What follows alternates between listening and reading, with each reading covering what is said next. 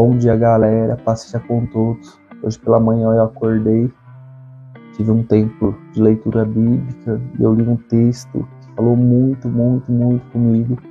Eu quero compartilhar com vocês. O texto está aqui na carta que Paulo escreveu a Tito, no capítulo 3, no versículo 5 até o 7. Aqui nesse trecho, Paulo está instruindo Tito, que era pastor da ilha de Creta, e ele traz muitos ensinamentos aqui. E uma coisa que me chamou muita atenção foi sobre o processo de salvação. Foi uma coisa assim que mexeu muito comigo.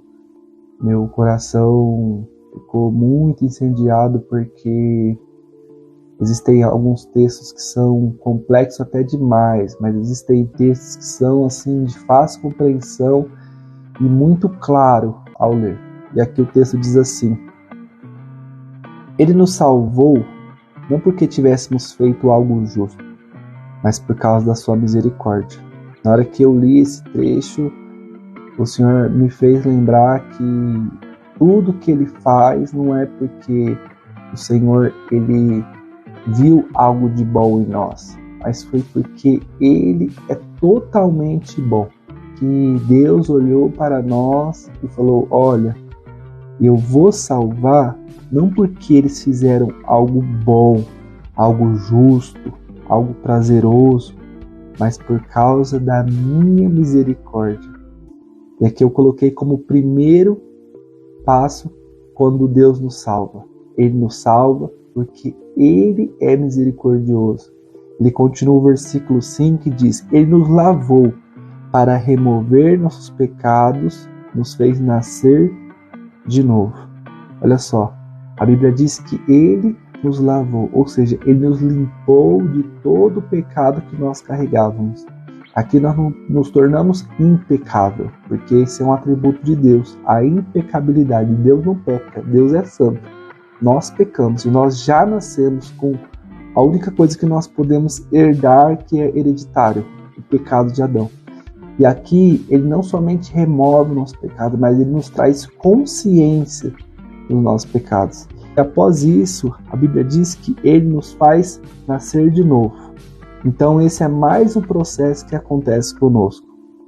E Ele continua: e nos deu uma nova vida por meio do Espírito Santo. Quarta coisa, Ele nos dá uma vida completamente diferente. E aqui vai dizer que o Senhor nos dá uma nova vida por meio do Espírito Santo. E generosamente Ele derramou o Espírito sobre nós por meio de Jesus Cristo, nosso Salvador. Não somente isso, nós recebemos a dádiva de receber o Espírito Santo. Aquele que, a partir do momento que nós aceitamos a Jesus e nos arrependemos dos nossos pecados, Ele nos dá uma nova vida e nos batiza com o Espírito Santo de Deus. E continua aqui no versículo 7, diz: por causa de sua graça. Não é porque nós fazemos algo tão bem, não é nada disso. É por causa da sua graça, do seu favor imerecido, nos declarou justos. Galera, vocês não estão ligados quando ele diz isso. Ele está falando que agora nós se tornamos justos. Por quê? Por causa do Espírito Santo que está sobre nós. Nós recebemos perdão e nós somos justificados. Não porque nós fizemos algo justo, não. Porque Ele nos declarou justo por meio do seu sangue. Jesus Cristo morreu, a fim de que nós fôssemos salvos. Porque nós não tínhamos nada de bom, nada justo. Romanos vai dizer que não há nenhum justo debaixo desse céu. E todos nós éramos declarados culpados. Mas nós recebemos o Espírito de Deus, somos salvos, justificados, lavados, remidos, e nós recebemos o Espírito Santo de Deus. Por quê? Porque Deus quis. Somente por causa disso. Deus quis nos salvar. E aqui ele continua: e nos deu a esperança que herdaremos a vida eterna. Talvez passamos em alguns momentos das nossas vidas que estamos completamente sem esperança.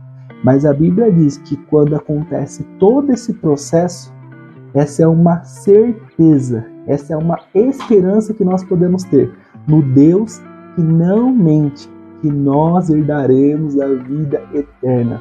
Fui tremendamente abençoado nessa manhã com esse texto. E eu linkei algumas partes e eu coloquei aqui que, primeiramente, ele nos salvou. Após isso, ele nos lavou.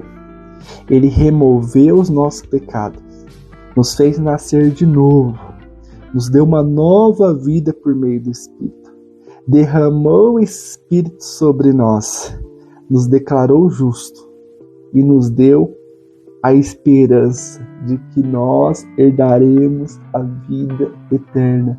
Como eu fui abençoado por esses versículos nessa manhã. Essa é a certeza. É aquele dia que acordamos desanimados, é aquele dia que nós acordamos tristes, sem esperança.